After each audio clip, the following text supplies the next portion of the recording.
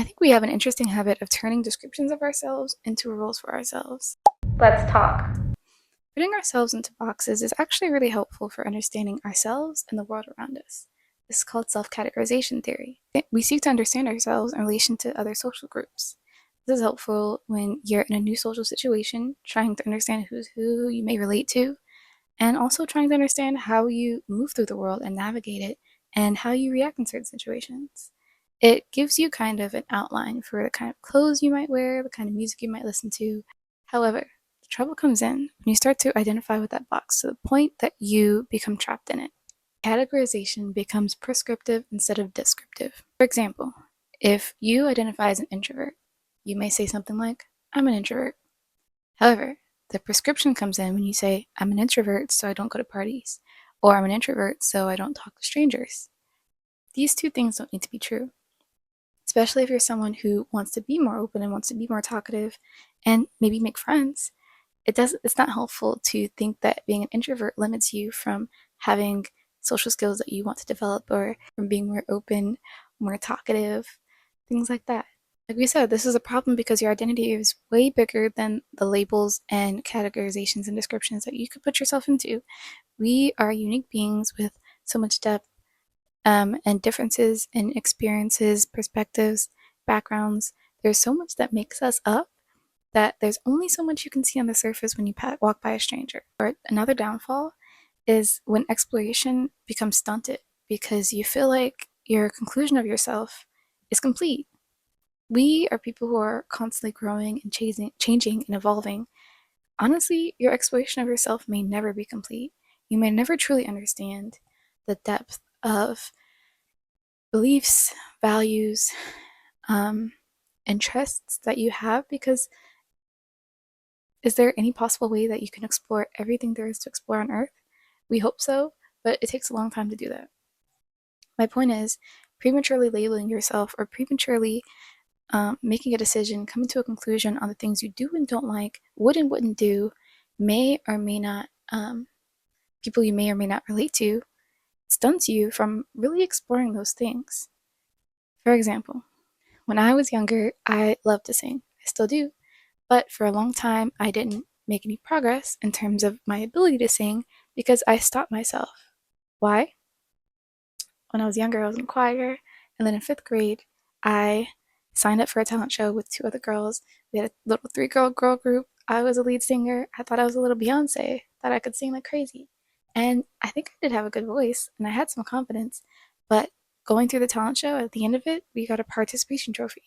In my mind, that was evident that suddenly I wasn't as good a singer as I thought I was. Immediately, I had doubts. That combined with instances of my parents and my family members teasing me for singing in the car to Alicia Keys convinced me that I wasn't good of a singer. I wasn't a good singer. I was what? In fifth grade? Am I old enough to really put myself into the box of being a bad singer and therefore not making the effort to get better at singing, learn more about singing, and develop my technique? That's exactly what happened. And now I'm 25 and just getting back into learning the techniques and basics of singing because I realize that it's a skill, something I continue to grow and develop, and I still have the interest. The interest is still there. So, why come to the conclusion that I can't sing because I'm a bad singer after one or two instances of maybe not being able to sing like Alicia Keys, who's had years and years of training? All that to say that sometimes we put ourselves into boxes and stunt our growth because we think that evidence of maybe not being the best at it right out the gate, straight out the box, right out the gate, means that we are not ever going to be good at it and that we just shouldn't try. That's not the case.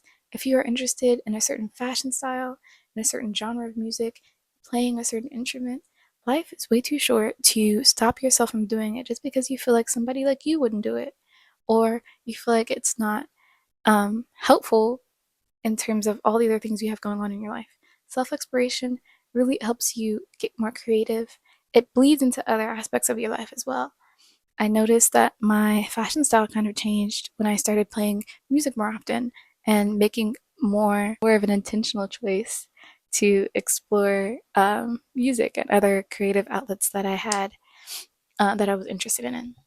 last downfall, which I think a lot of us do, and maybe changing constantly, but the idea you have of yourself, the narrative that you have of yourself is not changing with it, and it makes you feel that clash in your identity. This causes, sometimes a lot of anxiety, a lot of overthinking, a lot of confusion. But the real helpful key to remember here is that your identity is supposed to help you navigate the world, not control the way you do it. Allow yourself to stretch and be more flexible, be more open. And honestly, creative expression is one route to make yourself a little more open to the different possibilities they may come in as you are exploring who you are, who you could be, who you want to be. Now that we've talked about the ways in which we kind of cage ourselves through identity, what are some practical ways to break out of that and continue this self exploration? 1. Explore your wardrobe. Play with your clothes. Wear something you maybe haven't worn in a long time. Ask yourself why you haven't worn that thing. And then once you wear it, ask yourself how you feel while you're wearing it. Do you feel comfortable? Do you feel more confident? Do you feel more sporty? There's actually this really interesting concept called enclothed cognition. It's basically that we are psychologically attuned to the clothes we wear, and there's a physical response that comes with that.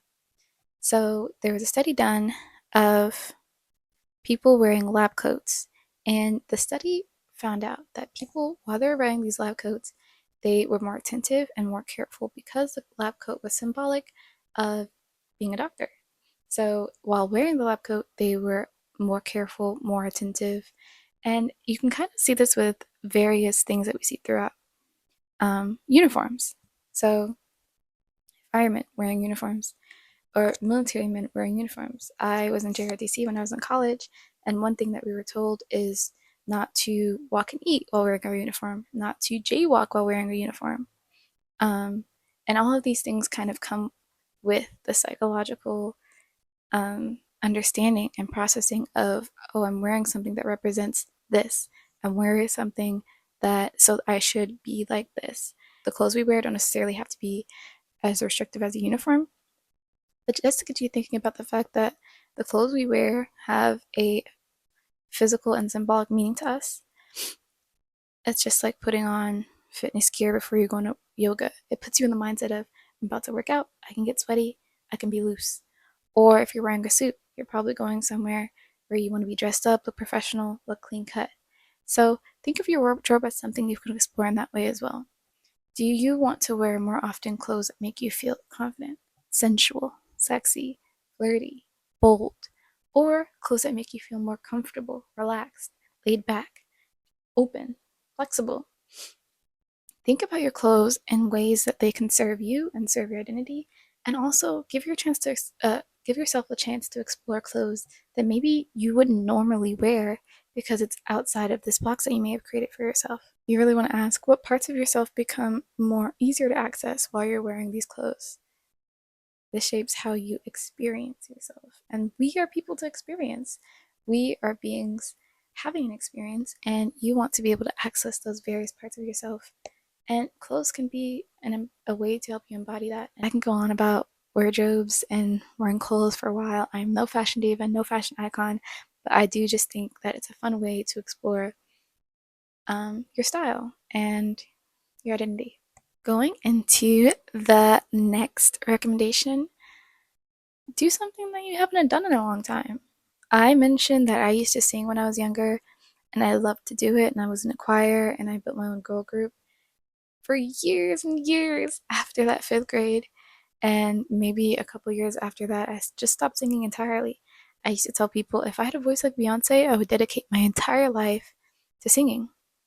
Well, I don't have to have a voice like Beyonce to dedicate my entire life to singing. YouTube has so many free resources for learning how to better sing. And for a while, it took me, some time to get into it and time to accept that I'm doing this because I want to do it because it's something that I've always loved and been interested in, and just another way of self expression. But having done it, I just feel a lot more confident in using my voice as a physical part of my body and just learning what I sound like. Being Having another avenue to express myself when I'm happy, joyful, frustrated, angry, whatever. Opening your mouth to sing is the easiest thing in the world. Maybe that thing could also be dancing. If you're somebody who works from home all day like me, sometimes you need to shake it off. Explore those ways in which you get creative and express yourself. And while you're doing those things, definitely do it just for fun, just to explore. But also think about the way you do those things. I sing a little more soft and lilty, and sometimes I sing with like a southern accent. Think about the ways in which you bring your own flavor and own style to the things and the activities that you do. Maybe just notice it for what it is. Appreciate the fact that you're a little different because X. Maybe you like to dance more fast dances with your feet a lot, with your hips a lot, with your arms. Just notice those small things to kind of bring attention to your uniqueness. And I think it's a great way to explore yourself, a great way to have fun while you're doing it.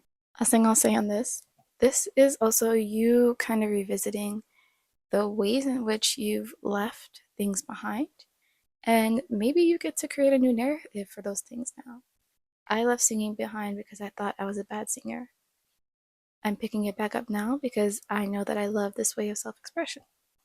Revisit things that maybe you used to like or considered liking, and ask yourself why you dropped it off, why you left it alone, why it's been so long since you've done X, why it's been so long since you've gone to this place.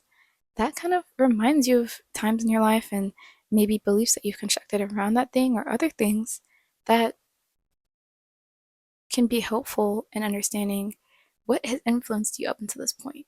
What am I still holding on to that maybe doesn't serve the current person I am now? I'm someone who believes in growth and a growth mindset and exploration and having fun. It doesn't serve me to think that I should sing because I am not a professional singer or I don't have a naturally beautiful voice. I should do those things because I want to and because I can. Consciously examine the things that you tell yourself, the identity you create, and make sure that your identity is working for you, not against you. Make sure it's helping you reach for the things you want and the things you love, and instead of keeping you small. Don't build a fortress out of bricks. You can be a writer and a dancer. You can be a professional and a rebel. You can be a corporate professional and a revolutionary. You can be a singer and a philosopher. You can be so many things at once. You don't have to box yourself into one thing. I love talking about these topics. I'm a student of life, just like we all are. And yeah, if there's anything else you want to chat about, I'm down. Leave a comment, DM me. There's other topics we can get into. Just examining our identities and the ways it hopefully is working for you and not against you, I think is something that, is helpful to always keep in the back of your mind. Right, Opelia? I'll see you in the next one.